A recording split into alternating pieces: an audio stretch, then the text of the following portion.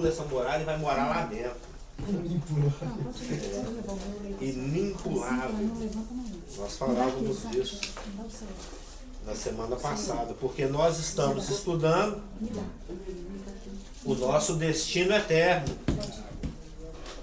Nós estamos estudando a consumação da consumação. Em Apocalipse 21:6 diz que tudo está feito.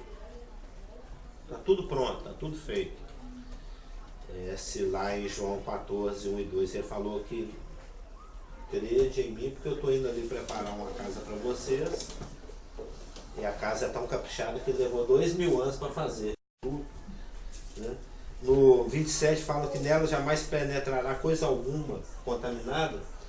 É porque o João, a pessoa que escreveu o livro de Apocalipse, é o mesmo que escreveu o Evangelho de João e é o mesmo que escreveu aquelas três cartas, 1ª, 2ª e 3ª João. O João, ele tem um estilo, ele adota, dentro da sua forma de escrever, a antítese, o que é muito característico, inclusive, da literatura hebraica, né? Da literatura oriental. A antítese é quando você faz uma afirmativa e depois você usa o elemento contrário para reforçar a sua afirmativa. Né? O caminho do justo é como a luz da aurora, mas o caminho do ímpio, do perverso, é como a escuridão. O caminho do justo brilha mais e mais até ser dia perfeito, mas o ímpio nem sabe em que ele tropeça. E esse estilo, essa forma de reforçar o ensino é bem característico dos escritos joaninos. São os que os teólogos chamam de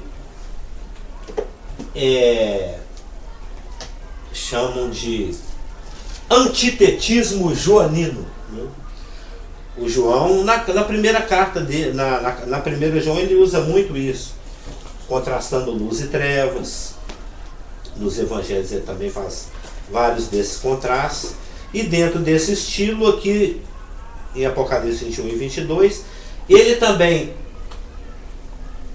ao tentar colocar em palavras humanas aquilo que está sendo revelado para ele, o que é difícil ser colocado em palavras, porque, como eu estava falando, foge do nosso entendimento, que ainda está limitado pela condição na qual nós estamos, né, no processo de resgate. Ele tenta colocar isso da melhor maneira possível, orientado pelo Espírito Santo.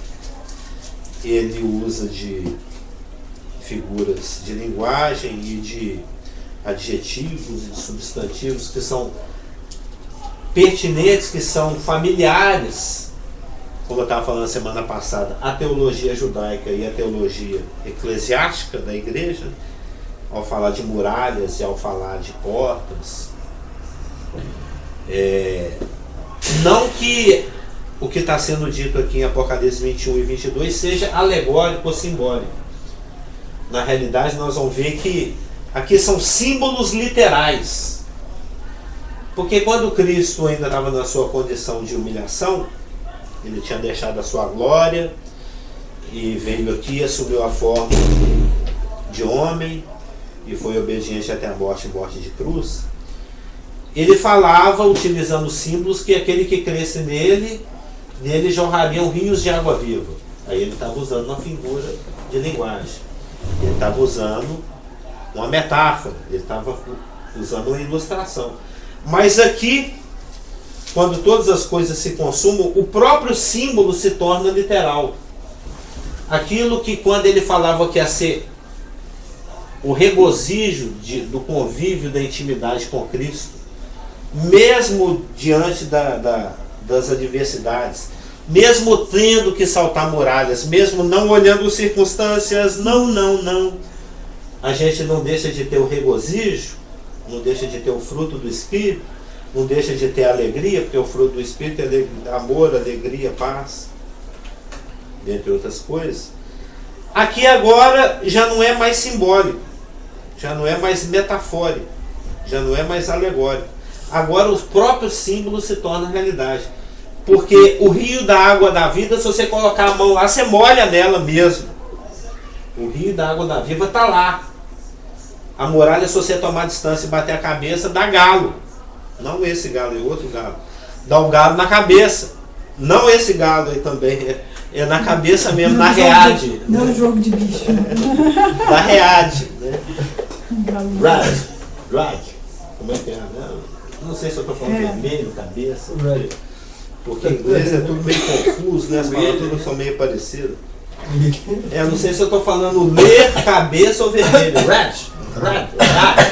Ridge. Ó, saiu com ele aí, você viu? Rabbit. Eu já comentei isso com o livro, que é muito homofonético. Né? Então aqui as coisas...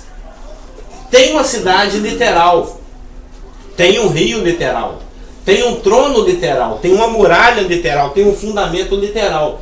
Só que eles pertencem a uma outra dimensão. A uma realidade que ainda não existe. João está vendo coisas que vão acontecer daqui tanto tempo, depois da presente dispensação, que ele estava lá no ano 90. Nós já estamos no ano 2013. Já se passaram 1923 anos. E ainda não aconteceu. E ainda falta mais um tempo. E a igreja vai ser arrebatada. E vai ter a tribulação. E vai ter o período intermediário entre a tribulação e o milênio. E vai ter o milênio. E depois vai ter aquele trono branco. Sabe-se lá quanto tempo vai demorar, se é que vai ser contado em tempo. Então é uma coisa muito lá na frente. Ele está descrevendo coisas que fazem parte de uma outra criação. De outra terra, de outro céu, de uma cidade completamente atípica. Então ele está se esforçando e tentando colocar isso em palavras da melhor forma possível, para tentar trazer consolo para os nossos corações, para tentar fazer com que essas palavras sejam um estímulo para todos aqueles, em todas as épocas, que ao insistir em viver piedosamente em Cristo, estão padecendo perseguições. Para aqueles que na época de João, os crentes lá do primeiro século, estavam sob a perseguição do Império Romano. A máquina estatal, né? O mundo, um dos governos mais poderosos do planeta de todos os tempos, perseguia os crentes. E era difícil. Você sair na rua e se o pessoal falar, aquele ali é crente, leva lá para o Coliseu. Vamos fazer espetáculo com ele. Vamos jogar pro leão. Vamos pôr fogo. Então, o próprio João, ele está preso na ilha de Patmos. Ele está separado das suas ovelhas, né? Dizem que ele foi presbítero lá na igreja de Éfeso, e segundo a tradição, que ele sucedeu Paulo, ele está lá, a centenas ou milhares de quilômetros de distância da igreja que ele tanto amava, sendo perseguido pelo fato de ser crente, sendo perseguido pelo fato de pregar o evangelho. Então, ele está buscando palavras para tentar descrever o que espera o crente lá no futuro distante. E que essa perseguição aqui, vai durar 10 anos, 20 anos, 50 anos. Segura a mão isso, daqui a pouco nós estamos indo embora. Você falando sobre esse período, é interessante porque a história relata sobre a história de uma mulher chamada Perpétua. E essa mulher, ela tinha um filhinho de 9 anos. E eu já vi um irmão, documentário sobre isso. E eles foram presos e jogados na masmorra por crer em Jesus Cristo. E ia ser levado para o Coliseu no outro dia. Aí um dia anterior, eles levaram, os soldados romanos levaram o pai e o filho de 9 anos para falar com ela, para implorar para ela amaldiçoar o nome de Jesus e rejeitar toda a sua fé. Tem um documentário da Discovery sobre isso. Rejeitasse toda a sua fé, e o filho dela pediu chorando, ela falou, eu não posso rejeitar aquele que vive em mim. E aí a história fala que ela foi cantando para o Coliseu, e ela pediu, falou para o irmão dela, não abre mão da sua fé, porque é por toda a eternidade, a história fala. E ela foi cantando, louvando a Deus para o Coliseu ser morta, para os leões, soltaram os leões para devorá-la. Entendeu? Ela e o irmão dela. Então você vê que por causa do nome de Jesus Cristo. É a igreja Cristo. de Esmirna. E é o nome da sua mãe. É a igreja sofredora. que vão ganhar um tanto de galardão bem razoável. Né? Agora, imagina a chantagem emocional. Levou o próprio filho de 9 anos um dia antes para clamar, para ela rejeitar a fé dela em Jesus Cristo. Se não me engano, ela deixou cartas escritas, né, que ela escreveu na prisão pelo pouco tempo Ela ficou na masmorra um tempo antes de ser levada no Eu já vi um documentário sobre essa pessoa. Pois é, e são crentes desse tipo que nessa época em que a carta foi escrita, estavam passando pelas coisas que eles passaram. Então, o grande, é lógico que o tema central do livro de Apocalipse é falar de Jesus Cristo, é testemunhar a respeito de Jesus, é Apocalipse 19:10, é testemunhar da pessoa de Jesus e falar a respeito da consumação. Mas tem como objetivo também falar, isso foi falado algumas semanas atrás, a respeito da vitória. Né? E essa é a vitória que vence o mundo, a nossa fé. Falar que, a despeito de tudo, ainda que a coisa pareça perdida, que perseguição, dor, sofrimento, etc., no final das contas, Deus vai ser vitorioso sobre a história, na história, além da história. E aqueles, como diz o verso 21:7, o vencedor herdará estas coisas, e eu lhe serei Deus e ele me será filho. Ou seja, para quem estava sendo perseguido na época, e possa vir ser perseguido em qualquer época, assim como o remanescente judaico tribulacional também vai ser perseguido, existe uma promessa: morar eternamente com Deus. Ser participante da própria glória de Deus, que ilumina a cidade. Eu estava vendo hoje alguns escrutínios exegéticos da parte de comentadores, né, pessoas que fazem comentários em cima do texto. Certas variações das palavras, tem lá fóton, tal, que é luz, que é glória, etc. Eles falando que, porque nós vamos ver aqui no texto, que a cidade não precisa de sol, é dito no versículo 21-23. E a cidade brilha da forma como brilha, e é da forma como é, porque o versículo 11, nós estamos dentro do capítulo 21, né? Fala que ele tem a glória de Deus. E a forma como as coisas são construídas aqui no grego, variações atípicas dos adjetivos, que são normalmente usados em todo o koiné, né, em todo o grego do Novo Testamento. Aqui esses adjetivos, eles são usados assim com uma pequena variação nas flexões, para indicar certas coisas, porque todo o texto bíblico, quanto mais se aprofundar nele, mais você consegue aprofundar, e quando você achar que já chegou lá no mais profundo, se você estudar mais, ele sempre é inesgotável, né? Porque aqui revela aquilo que Deus tem para dizer ao homem, é o caráter de Deus, o que Deus pensa. E não tem necessidade de sol nem de lua, porque essa cidade brilha com a glória de Deus, e esses adjetivos com essas raras variações e flexões, como elas aparecem aqui nesse texto específico, acabam por revelar que a gente vai ser o creme do vagalume. Você já esmagou o vagalume? Lá onde a minha mãe mora, há uns anos atrás, uns 20, 30 anos atrás, lá tinha um brejo, tinha muito vagalume. Vagalume, né? O pirilampo. Como é que é vagalume em inglês? Aquele bicho aí. Vagalume. É vagalume, não é? É o pirilampo, né? É um bichinho que fica piscando. Eu sei. Ele tá aqui, ele some e pisca mais ali na frente. É mosquito light. Light flies. Vagalumejo. Vagalumejo. E Raquel, André, Guilherme, eles eram tudo pequenininhos. E eles aparecem mais ou menos lá em Montes Claros. Deve acontecer isso também, lá deve ter brejo. Tem. É ali no finalzinho do dia, o sol está se pondo, a noitezinha começando, é quando eles aparecem. Então a gente ficava catando aquele monte de vagalume. Olha no vidro. Colocando dentro do vidro.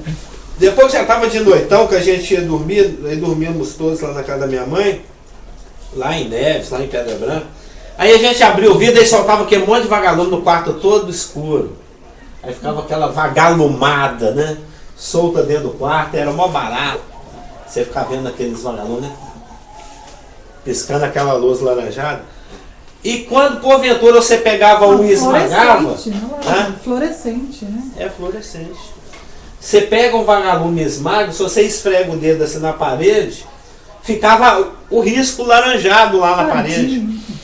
Porque ele tem essa substância que reage, né, fotonicamente. Né? Então, lá dentro da Nova Jerusalém, nós, os crentes, que conforme o livro que o Cliff tanto gosta, de Filipenses, Jesus Cristo falou, eu sou a luz do mundo. Né? Ele não falou isso? Para o remanescente judaico tribulacional também ele fala, vós sois a luz do mundo. Aqui em Filipenses 2:15 ele fala que nós também somos como que luzeiros que resplandecem nesse mundo tenebroso. E lá dentro da Nova Jerusalém a gente vai ser o creme de vagalume. Como é que é? Se esmagar um crente e passar na parede assim, fica laranjado. Deus me livre, não quero que ninguém me espreme. É aquele creme fotônico. Normalmente é creme sobrando. Ah, porque a igreja participa do... Você vai apagar a luz aí? Da coisinha tá acesa. Seria o vagalume. Seria como o vagalume. É, meu Deus. Não dá não, né? Mas tem um vagalume filmado aí? Não, né? Não. Mas Mas todo mundo conhece o Lightfly. É aula interativa, né? Todo mundo conhece o Lightfly, é lógico. É o vagalumation. A cidade, ela é totalmente transparente. Você tá pensando, Ela é totalmente transparente. Na realidade, ela é um amplificador de luz. Eu vou olhar o nome. Porque a cidade ela é um gigantesco diamante. Lembra que eu estava falando da lapidação? Quanto mais facetas para refletir a luz, mais precioso e mais eficiente é o diamante. Lá no verso 2 ele vê uma cidade santa, a Nova Jerusalém, descendo do céu da parte de Deus. Linda e ataviada como uma noiva é, no dia do seu casório. E uma voz fala para ele, é aqui que Deus vai morar com vocês. Entendeu? É o tabernáculo de Deus com os homens. E a partir do verso 9, ele começa a descrever os detalhes dessa cidade. Ele dá um zoom na cidade, né? O anjo fala assim, vem aqui, faça favor. Ele deve ter até espantado, né? Ele deve ter tomou até um susto. Esse é o anjo lá do cálice. É o anjo que me mostrou a cidade vagabunda, a cidade meretriz, né? A cidade amante do Satanás, a Babilônia. E agora você está me chamando, vem e vê. Ai meu Deus, eu vou ver aquela cidade feia de novo. Agora eu vou te mostrar a cidade bonita. Em vez de levar ele para o deserto, leva para uma alta. Como é que faz aqui? Grande e elevada montanha.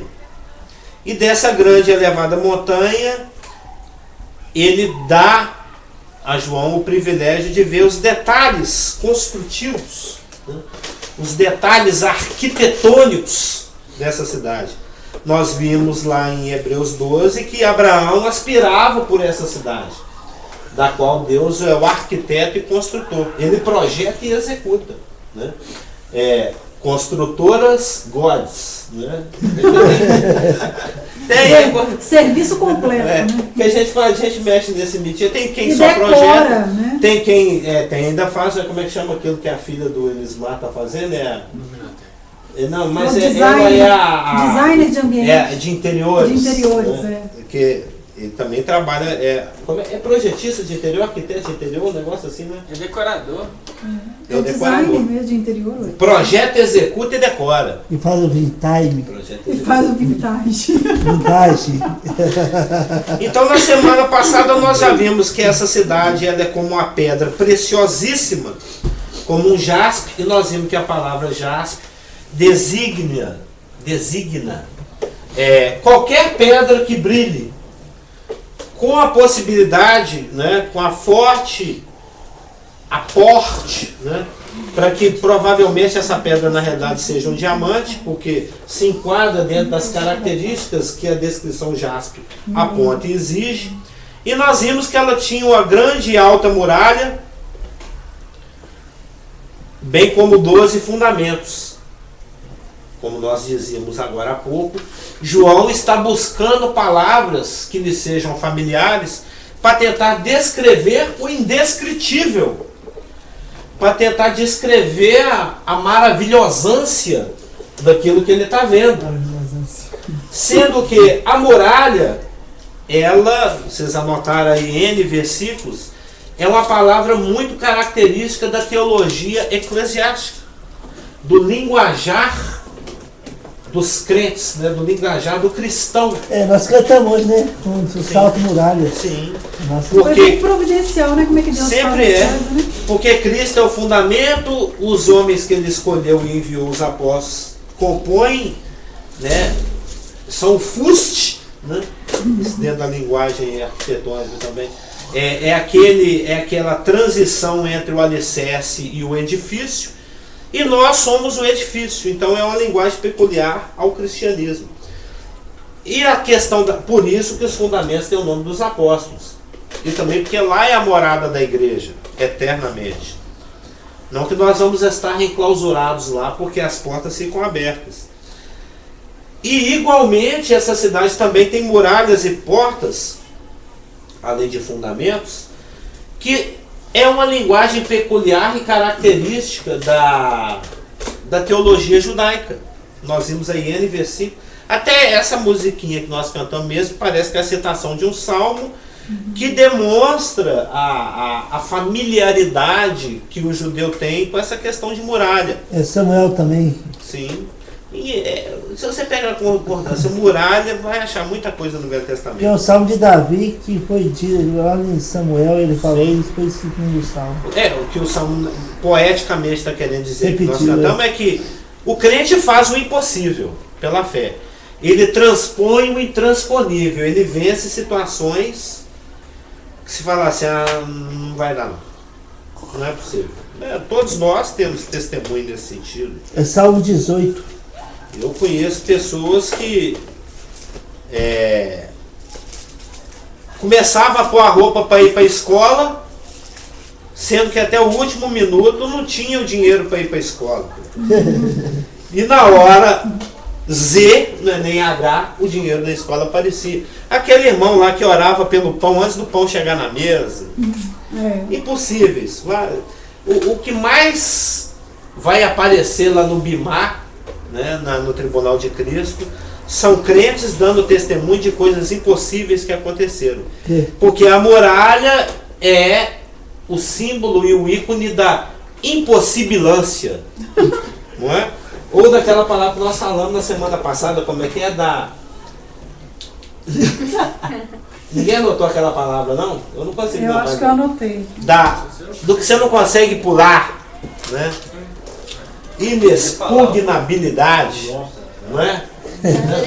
Uma palavra tão fácil, até o Cristo ia falar ali. Inexpugnabilidade, aquilo que é difícil. Com meu Deus é o salto muralha. E o Davi, os santos do Velho Testamento eram muito familiarizados com isso. Daí o fato de as portas terem o nome das 12 tribos de Israel. Porque João está buscando mas inexpugnabilidade. João está buscando palavras para poder descrever aquilo que é difícil de descrever, para que seus leitores entendam o que ele tentou falar. Por isso ele usa aquilo que é familiar. Então agora estamos aqui no verso 15. Aquele que falava comigo tinha por medida uma vara. Lembra lá do Cálamos? Do Calamos lá, aquela vara que já apareceu lá no capítulo 11. Aquela vara de 10 metros. Lembra? Lembra? Nós falamos sobre isso aqui em Apocalipse 11. Que o padrão de Deus, 10 metros de altura. Você faltou nessa aula? Quando você assistir lá no DVD, quando nós estudávamos Apocalipse 11, quando igualmente foi dado uma cana, um calamos, né, para Uma que ele vara de medisse bambu? uma vara de bambu de 10 metros. Era um junco muito comprido que ficava, uma grande parte dele ficava submerso e uma outra grande parte ficava do lado de fora. Os judeus adotavam, os povos orientais adotavam essa vara como um padrão de medida. A gente não tem aí o quilo, o metro, o segundo, né, o joule, A polegada. a polegada, a milha, a jarda, a onça, a légua. Na terra dele fala légua. Né? Onde é que é? 5 léguas ali para frente. A légua. Tem a bota 7 léguas. O patrocínio da bota 7 léguas. Mas os orientais usavam essa calamos, essa vara comprida de 10 metros. Imagina que a gente lê aqui em 30 segundos a gente lê o versículo, né? Verso 15, aquele que falava comigo tinha por medida uma vara de ouro para medir a cidade, as suas portas e a sua muralha. A cidade é quadrangular, de comprimento e larguras iguais, e mediu a cidade com a vara 12.000 estádios. Um estádio tem entre 180 a 185 metros. Isso quer dizer que essa cidade tem 2.220 quilômetros de largura, por 2.220 quilômetros de altura, por 2.220 quilômetros de comprimento. Imagina o anjo. 10, 20, 30, 40, 50, 60, 70, 100, 200, 300, 1000, 1010, 1020, 1920, 1950, 1920, 2000, até chegar em 12.000 estádios. Aí quando acabou, agora é de altura. Agora é altura. 10, 20, 30. A gente lê o versículo assim, né? Parará, parará, pororô. Né? Mas vai lá medir. Você já foi em obra medir? Já pegou a trena? Segura daí! Quanto que deu? Aí o cara, o peão normalmente tá bêbado. Fala errado, você vai desenhar até errado. Aí dá problema. Tudo que é dos topógrafos vem errado, nós não temos problema disso lá naquela obra. Então medir é uma coisa séria. Já mediu muito. Já mediu Também também? divinal. Né? Não podia ter erro, tinha que ser precisão. Pois é, você tem que estar atento. E às vezes algumas construtoras faziam uma janela de um jeito, outra do outro. Então, como você disse, então. Né? O outro fala bem. Né? O outro fala, então. Mas então. Como é que é? Por quê? Capaz. Capaz. Capaz de quê? quê? Capaz. Coisa de. Capaz. Se quer, esquece. Não quer, as dicas. Mas não pode ser com um copo d'água, hein? Capaz. Mas. Não, lá no Nordeste fala rapaz. Então, aquele que falava comigo, a partir do verso 15, tinha por medida uma vara de ouro para medir a cidade, as suas portas e a sua muralha.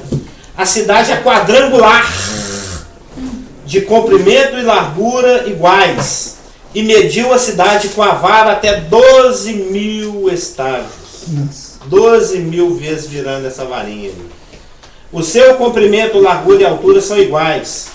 Também taxomíqueros. De nada. Ainda mais que eu tô griposo hoje. Tá desligado a bagaça. Ela vai vir lavar do copo depois, né? Vê se tá desligado. Mediu também a sua muralha, 144 côvados, o que dá 65 metros.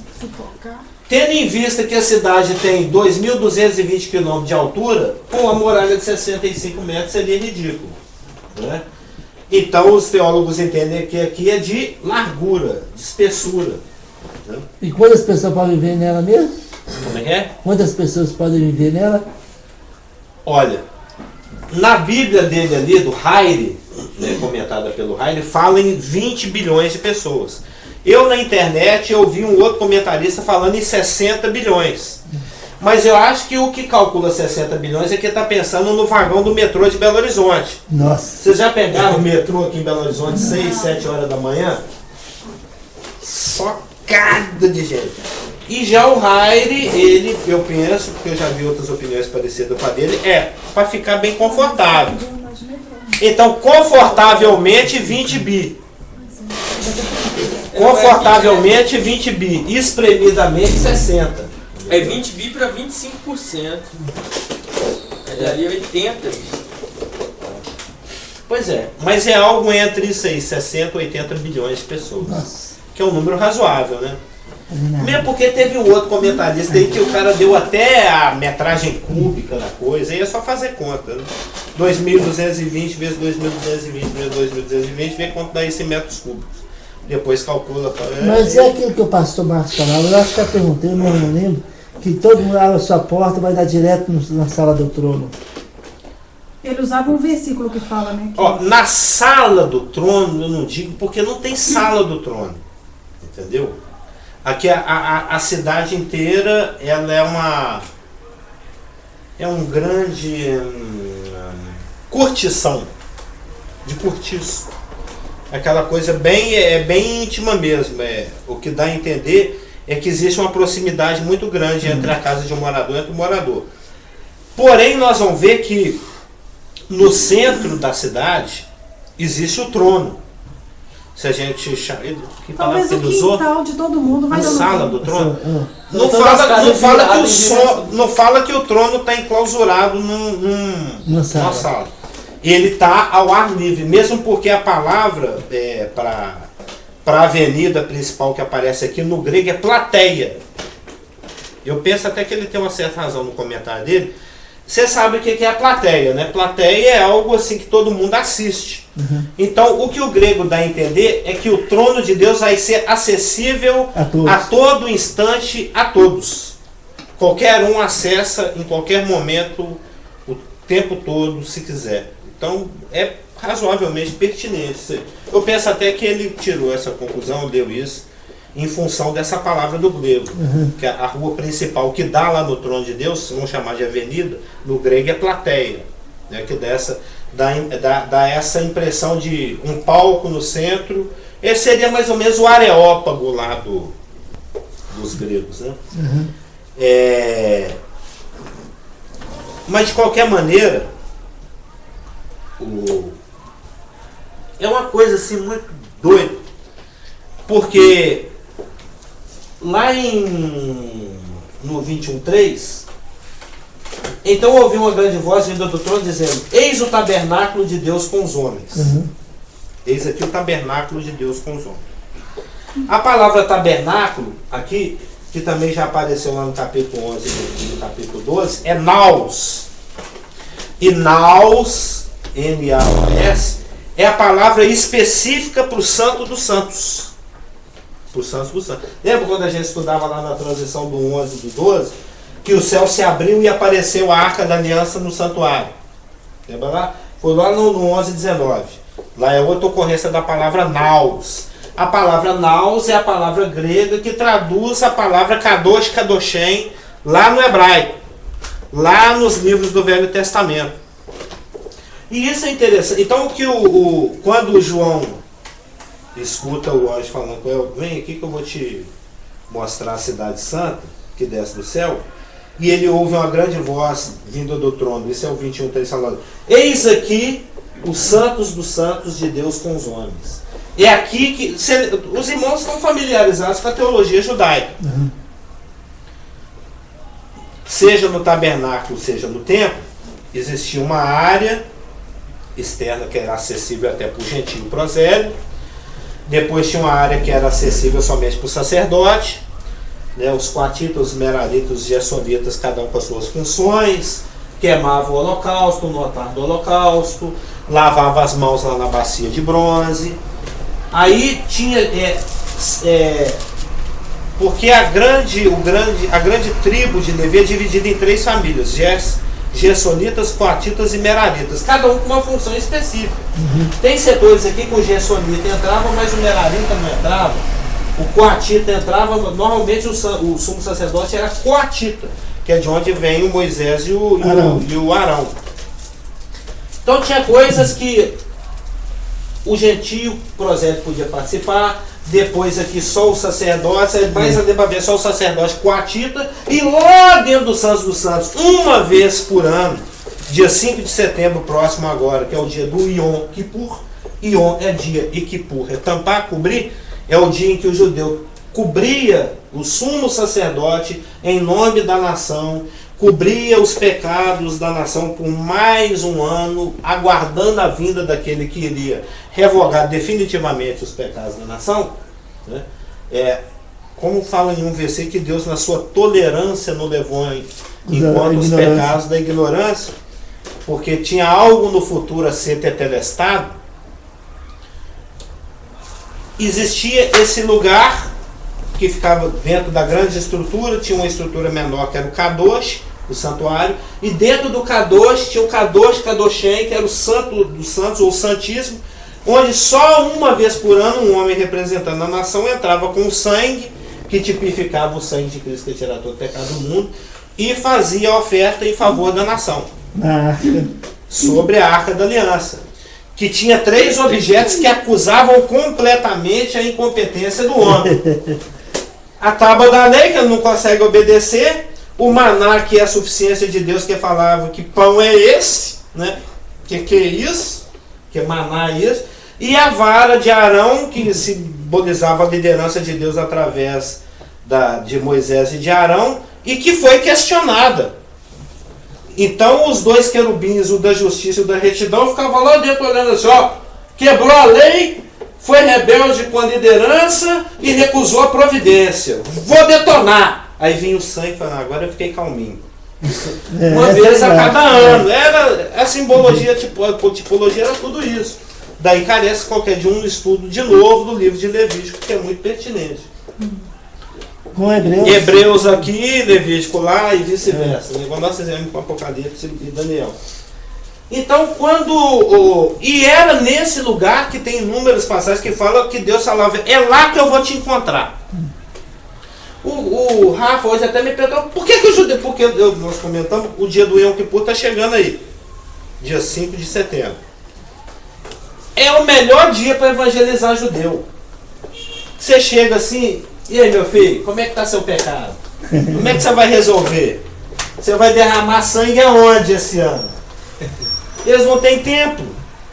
O Kadosh Kadoshem lá nesse momento tem uma pedra lá, que é a pedra onde, assim como Maria, Maomé subiu de corpo e alma virgem lá para o céu.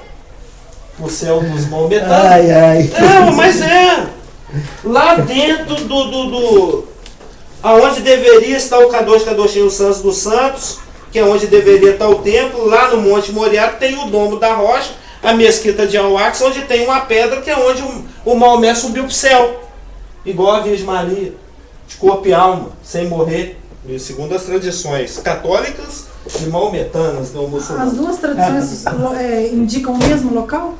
Não, a da Maria a gente não sabe. A Assunção de Maria é 490. Mas é o mesmo lugar e a gente não sabe. Os romanos, quando o Império Romano, Império Romano, os francos não é o quando, é o onde. A gente quer saber se é naquele mesmo lugar. Só por causa da época, os francos invadiram Roma e eles, para manter o povo unido, porque foi a primeira queda do Império Romano, eles falaram que a Maria estava subindo ao céu naquele tempo para prender já não pode falar de história eclesiástica, a peça do pastor geral, que ele pega embalo. Ele ia chegar numa história eclesiástica. Você tinha no futuro de BPG, você vai ser professor de história eclesiástica. Então, e é sobre os santos dos santos que a Shekinah repousava.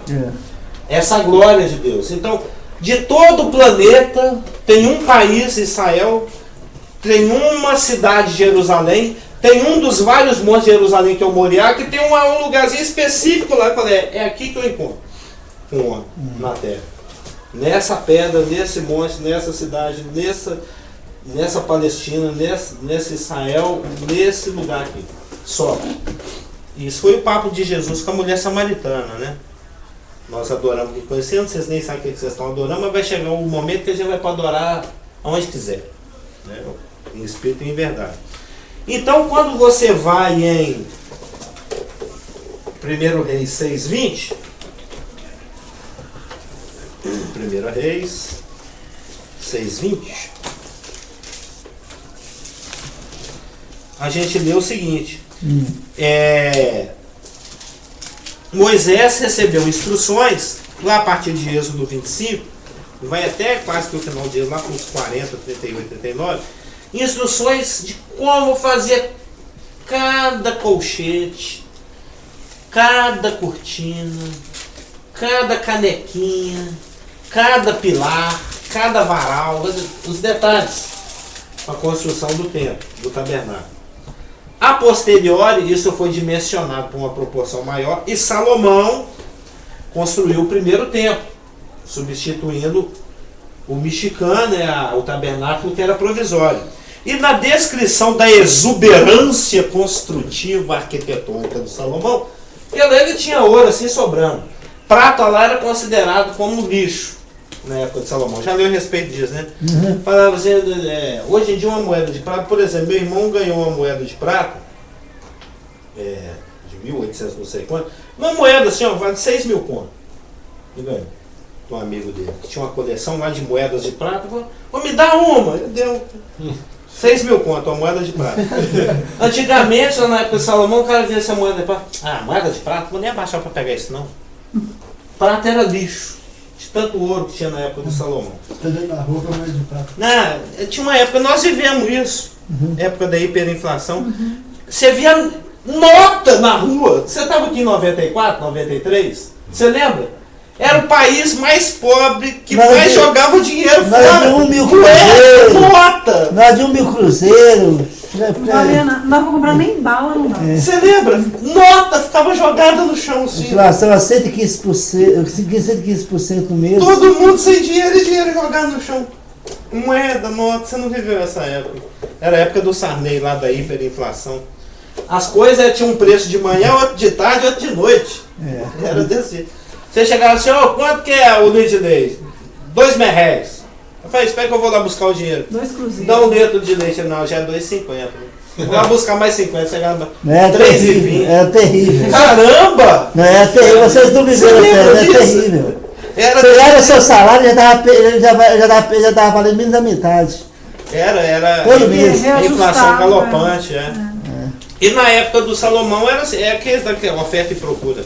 E ele, exageradão do jeito que ele era, ele caprichou em tudo. Mas o ponto aqui para nós, no 6:20 de 1 Reis, é o seguinte, era os santos dos santos, né, de toda a estrutura do gigantesco templo que ele construiu, os santos dos santos, lá dentro do santuário, dentro do templão, né, eram os santos dos santos de 20 côvados de comprimento, 20 de largura e 20 de altura.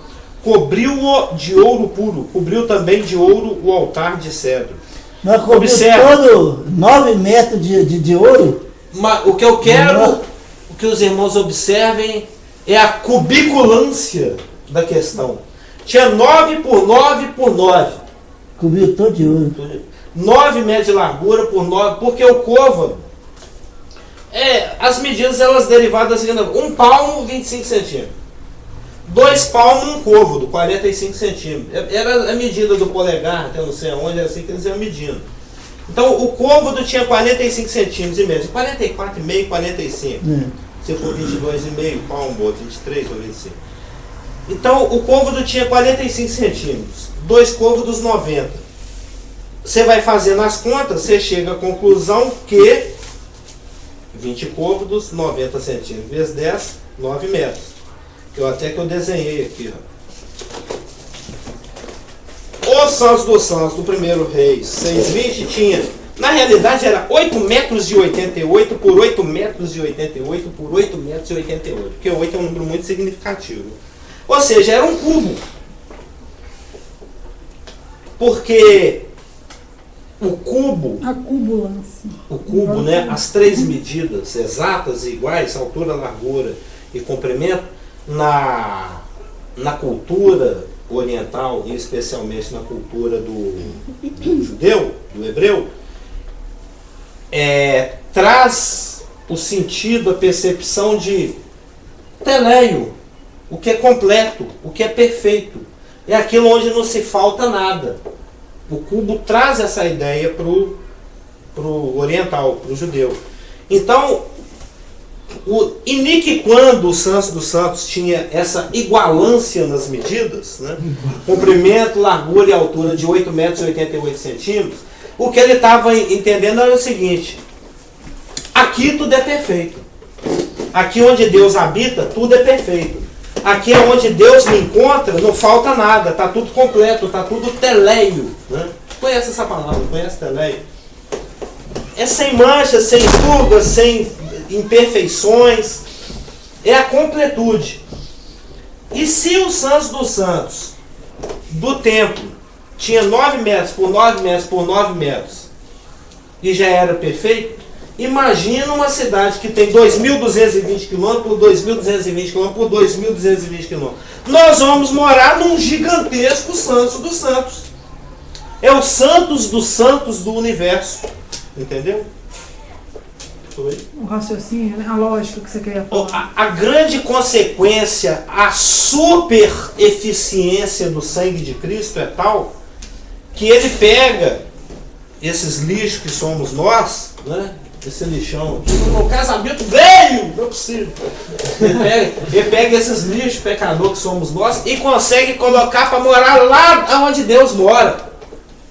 Lá esse dentro, é um verdadeiro saltar de muralha. é lá dentro dos Santos dos Santos. O símbolo do Do impossível. universo. Entendeu? Porque é aqui, ó. Então, 21:3. Ouvi grande voz vinda do trono dizendo: eis os santos dos santos de Deus com os homens. Deus habitará com eles. Eles serão povos de Deus e Deus mesmo estará com eles.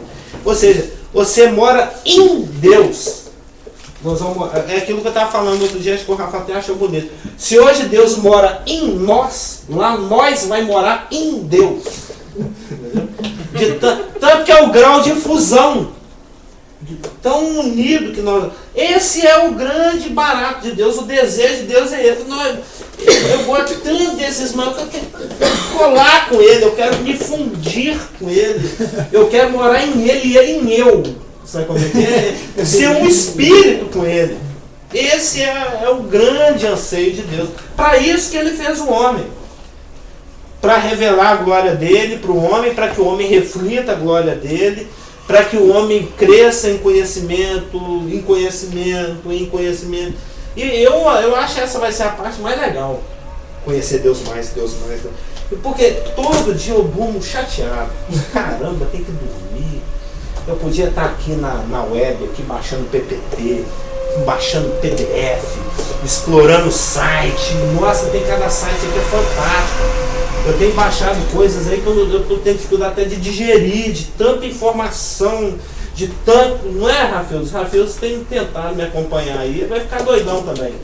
Daqui uns dias é outro doidão na igreja aí, ó. Como diz lá, as muitas letras te fazem delirar, porque é muito conhecimento, é muita profundidade, é muita riqueza, é muita coisa boa, e quanto mais se aprofunda, mais tem para aprofundar, e você fica conhecendo certos irmãos que têm certos blogs e certos chats e certos sites, que você fala, nossa, eu não sei nada de Bíblia. Eu fiquei conhecendo um tal de Constance, já ouviu falar? Ele conhece muito, tem certos grupos, certas... É tipo seminários, tipo a Biblioteca Sacra de Dallas, que não é um homem, são muitos irmãos, muitos mestres juntos, é uma cooperativa de teologia, né? Todo mundo depositando conhecimento e recebendo insight e desenvolvendo a interpretação do negócio. Aquilo você vai lendo, nossa, agora eu entendi aquele versículo, nossa, e você vai ficando doidão, ai, Hebreus, ai meu Deus, Levítico, Gênesis, e vai dando vontade de comer esse trem aqui, e é muito bom, senhor. A melhor coisa que tem na vida é conhecer a Bíblia, eu acho muito bom. E lá, é assim, sem fim. Deus vai se revelando, você vai se revelando. É igual o pai do Hulk, né? Até explodir. Vai absorvendo a energia do Hulk, assim, até não caber mais. Lembra? Você assistiu o filme Hulk? Hulk é o meu Marvel favorito, é um baratão, né? Ele vai dando aquele pulão nele. Bom, o pai dele falou, não, manda sua energia aí pra mim. Ah, você quer? Então toma. Põe. E aí ele explodiu. Só que lá a gente vai ser inexplodível. Lá nós vamos segurar a onda, entendeu? Porque quanto mais você receber, mais Deus vai te passar e mais você consegue receber. Mas o pessoal fica. Não tem um versículo que fala assim: vinde e prossigamos em conhecer o Senhor? Conheçamos e prossigamos. Conheçamos e prossigamos em conhecer o Senhor. Lá a atitude vai ser essa: recebendo de Deus e recebendo de Deus. Imagina o que. Se a natureza, o mundo, as coisas, né? O que está aí de graça, né? Porque a palavra fala, se não me engano, lá em Mateus 5, 6, 7, que o sol nasce para o justo, para o injusto. É o que o nosso antigo pastor chamava de graça logística, lembra? Se até mesmo para aquele que é rebelde contra Cristo, tem disponibilizado aí o oxigênio, a água, a saúde, as coisas todas, porque Deus é bom, ele não consegue, né, fazer nada de ruim para ninguém, mesmo quem o odeia. E é tão enganado e estúpido a ponto de ficar falando tanta coisa idiota. E ele ainda te trata bem essa humanidade caída. Imagina lá, todo mundo lavado pelo sangue de Jesus Cristo, com o direito de entrar na cidade pelas portas, morando dentro do Kadosh, Kadoshim do universo, dentro do Naus, do Sans do universo. Por isso que o João não conseguiu encontrar a palavra. Imagina o grau de esmero, o grau de capricho que deve ser uma cidade dessa. A gente quer ser mais marido bobão, às vezes quando a mulher, por algum motivo, está ausente, fala, não, hoje eu vou fazer uma média, né? O Rafa faz muito isso. A Raquel chega, as vasilhas já estão lavadas. Como ele falou outro dia aí, a roupa já está lavada, esticada e pendurada, né? Já está no varal. Às vezes você quer fazer uma média que você ama, você quer fazer uma média. E a palavra fala para a gente viver a vida comum do lar. O maridos vivem a vida comum do lar. Está em Pedro, se não me engano. E isso gera galardão. Lavar roupa para aliviar o trabalho da mulher não é só a favor ou amor, não. Ele gera galardão também, sabe disso, né? Então, Deus você faça no Espírito, primeiro para o Senhor e depois para a esposa. Imagina que um Deus que tudo pode, que é onipotente, que é sem limite de poder e de amor e de capacidade, fazendo uma coisa caprichada para nós. Chega lá, não vamos fazer igual a Elaine. Olhando, nós vamos ficar embasbacados. Conhece a palavra? Embasbacados. Você nem consegue digerir visualmente, né? E eu penso que é isso que nos aguarda lá. Nós vamos morar dentro do Santos dos Santos, totalmente protegidos pelos muros, né? Não é nem muro, é muralhas. E outra coisa que é interessante é que nós já lemos esse texto uma ou duas vezes, e é bem provável que os irmãos já puderam observar que existe a predominância do número 12. Você sabe que existe a questão da numerologia bíblica, né? Todo mundo sabe. O Espírito Santo, na sua didática, porque ele quer ser entendido. Deus quer ser entendido. Ele quer comunicar. Ele quer ser. Afinal de contas, quem não se comunica se trumbica, né? Se estrumbica. E ele fala de uma forma que a gente possa entender. E o Espírito Santo, na sua didática, ele usa aquilo que nos é familiar, aquilo que está ao nosso redor. Cristo mesmo, ao tentar trazer conhecimentos e verdades que transcendiam a nossa capacidade de compreender as coisas, também na sua didática messiânica fantástica, que ele era o mestre, né? Ele usava aquilo que era comum, que era corriqueiro, que era peculiar. Se ele queria falar de intimidade, de comunhão e de participação, ele falou, eu sou o pão. Se ele queria falar de acessibilidade a Deus por meio da pessoa, ele falou, eu sou a porta, eu sou a água, eu sou a luz. Ele usava uma linguagem que os seus contemporâneos podiam entender, coisas que faziam parte ali do cotidiano, né?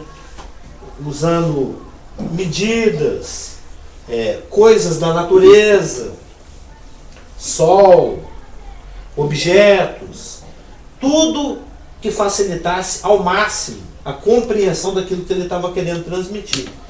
E nisso também se enquadra, nessas alegorias, nesses tipos, nessas símiles, nessas ilustrações, nessas metáforas, né?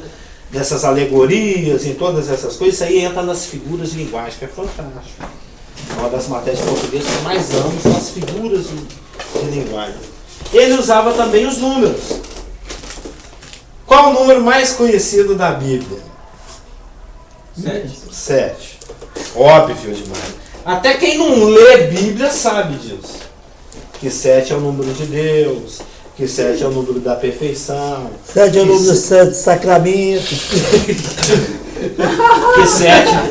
Que 7 é o número da inteireza. É aquilo do qual não se falta nada. Né? 1 é o número da unidade, 2 é o número do testemunho, da veracidade, da confirmação. O testemunho de 2 é verdadeiro.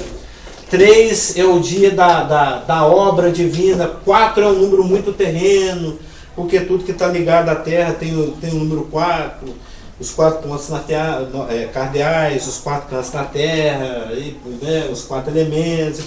5 é o número da obra humana incompleta. 6 é o número da obra humana no seu esforço. É o dia em que o homem foi criado, o 6º dia. Ele vive 6 vezes 4 horas. E também é um número da pessoa. Ele vive um ano de 6 vezes 2 meses, e por aí vai. É um número da imperfeição também, né? Sim. É o 666. 666 é o esforço humano levado ao máximo, como a gente já viu. Para tentar ver se chega no 7, que é o número daquilo que não falta nada. O 8 é o número da ressurreição, é o número da superação, é o número da ressurreição.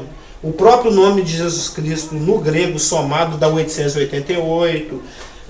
A arca lá do dilúvio, que tipifica a ressurreição de Cristo, o batismo, blá blá blá, tinha 8 pessoas. Tem até um livro muito bom escrito por um chinês cristão, é o Sheng, sobre os números e a Bíblia. Alguma coisa Sheng, é um livrinho da capa amarela. Não sei se vocês já tiveram ele.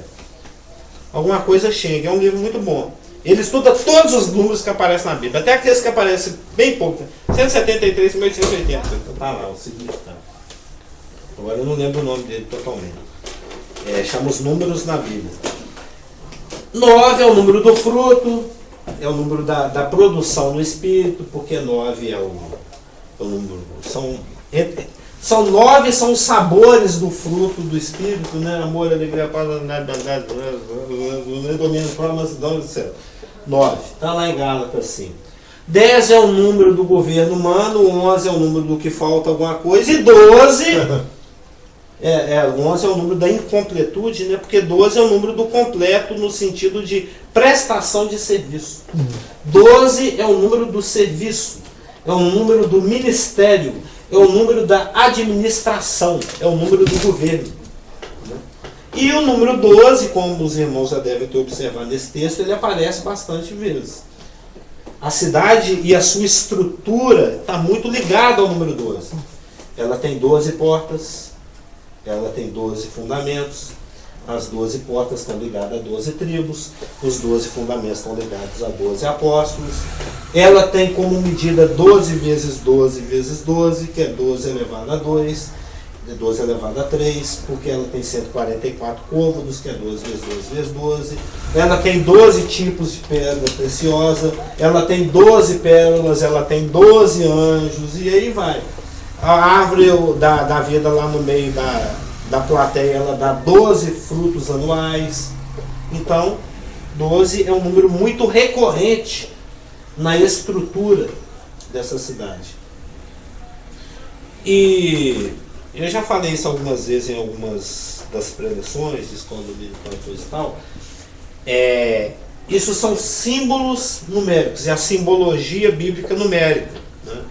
São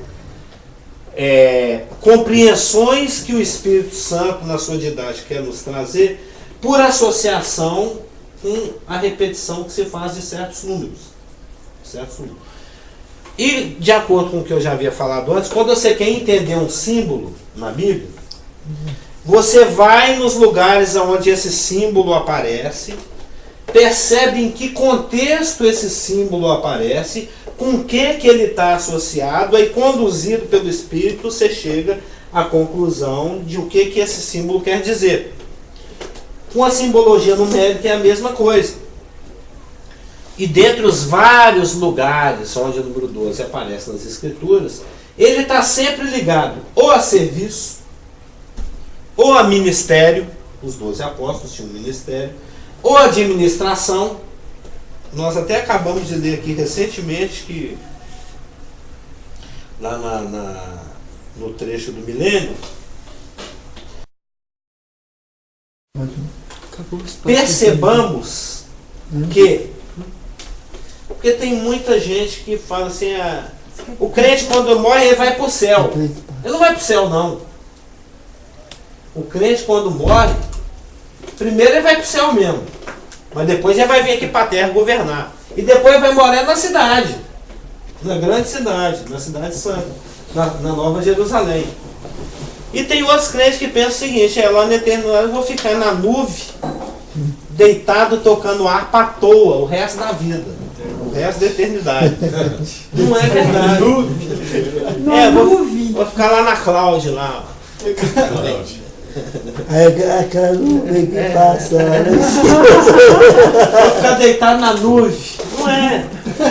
É óbvio. É óbvio que pelo fato do 12 estar muito ligado à estrutura da cidade, pelo fato do nosso nome estar na placa da cidade, que os 12 apóstolos representam a igreja. Nós estamos montados sobre eles. Eles são fuste. Cristo é a sapata, né? O alicerce. E nós somos o edifício. Então nosso nome está lá. Eles nos representam. Então, não se engane achando que você vai ficar à toa o resto da eternidade. Porque o que o Espírito Santo está querendo nos dizer aqui é que vai haver prestação de serviço. Nós vamos trabalhar com e para o Cordeiro durante toda a eternidade. É lógico, é óbvio que Deus tem um propósito para o homem na eternidade. E esse propósito está ligado ao ministério, ao serviço. Tanto é que a Nova Jerusalém ela é a capital do universo, ela é o elo entre o novo céu e a nova terra. Lá é a cidade administrativa. Eu gostei dessa governamental. Parte. Eu gostei dessa parte que clareou todo para mim o plano de Deus, e toda a palavra de Deus, o desejo de Deus de ter, estar morando conosco aqui na terra, não nessa terra, mas na terra, sem a mancha do pecado, né? A Jerusalém celestial na terra, fazendo exatamente o que estava no projeto de Deus desde o princípio, né? E mesmo porque, dentro dessa questão de serviço, eu não sei se os irmãos já tiveram oportunidade de ler isso em algum comentário, acho que até Luiz Couto fala disso. Tanto é que nós não somos chamados para passar uma eternidade de ócio, né, de ficar à toa, mas de serviço. É que toda vez, quando Deus chama alguém para o ministério, essa pessoa está prestando algum tipo de serviço. Quando Deus chamou Moisés, ele estava fazendo serviço de pastoreio. Ele estava pastoreando as ovelhas do sogro dele. Quando Deus chamou Gideão, ele está lá, pum, pum, pum, socando lá o negócio lá. Será que ele estava socando? Moisés, pastoreio? Não, acho que era... Não, Moisés estava pastoreando. Atrás do gado, das ovelhas. É só você ler lá, tá lá em Êxodo eu estou 3. pensando em Moisés, eu estou pensando no faraó, não sei porquê. Não, o faraó é o contrário. O faraó já é lá do capeta. Por outro lado, sempre que o capeta convoca alguém, ele chama os vagabundos. Não, é porque eu estava pensando no Moisés bem antes ainda, não estava pensando já Não, depois que eu já tinha, na terra, lá em Midian. Só depois, Lá. Quando Deus chamou geral, estava pedindo sapato. Sim, Literalmente. sempre que Deus chama alguém para o ministério, essa pessoa tá. Chamou lá João, Pedro, Tiago, aquela galera, estão lá ajudando o pai, puxando rede lá. Sempre que Deus convoca alguém, essa pessoa está trabalhando. E começa a observar, procura nas passagens, pode pesquisar aí por Belial, viu, Rafa? Belial significa vagabundo. O cara que não faz nada. Entendeu? É o cara que não trabalha, não estuda, só quer ficar fumando maconha na esquina, não faz nada. E toda vez que Satanás convoca alguém, é uma turma de vagabundo na esquina. Pode observar, no Velho Testamento e no Novo Testamento. A Jezabel vai convocar alguém, chama uma turma de Belial ali, vai apedrejar o Paulo, chama a turma de vagabundo que está ali sem fazer nada. Sempre que Satanás convoca alguém, se alguém está bestando. Na terra da minha mãe se fala bestando. Fazer nada. Está perneando. Está vagabundando. E sempre, Por isso que a mente vazia é literalmente. Literalmente a oficina de Satanás. É onde ele trabalha. Então, é bastante dedutível por essas características que permeiam as escrituras e pela essa dozelância que se associa à estrutura da cidade, que nós podemos chegar à conclusão que nós vamos ter uma eternidade não só de glória, de comunhão e etc., mas também de serviço. Porque Deus tem essa pretensão que a humanidade progrida, que o homem cresce e se expanda continuamente. E nós vamos fazer parte da cidade administrativa, do governo, reino de sacerdotes, nação santa, um grupo separado para a prestação de serviço. O próprio sacerdote tem muito, essa expressão aparece muitas vezes no Velho Testamento, o serviço sacerdotal, não é verdade? Claro. Conforme o pastor falou uma vez, e acho que foi você que falou e o Rafa achou muito bacana, o sacerdote é aquele que apresenta o homem a Deus, assim como o profeta apresenta Deus ao homem. E o nosso ministério lá vai ser o de fazer essa intermediação, fazer esse serviço de estar trazendo os homens ao conhecimento de Deus. Conhecimento esse que nós vamos nunca parar de receber. Por isso todos nós somos sacerdotes santos. Sim, segundo a nova ordem, a ordem de Melquisedeque.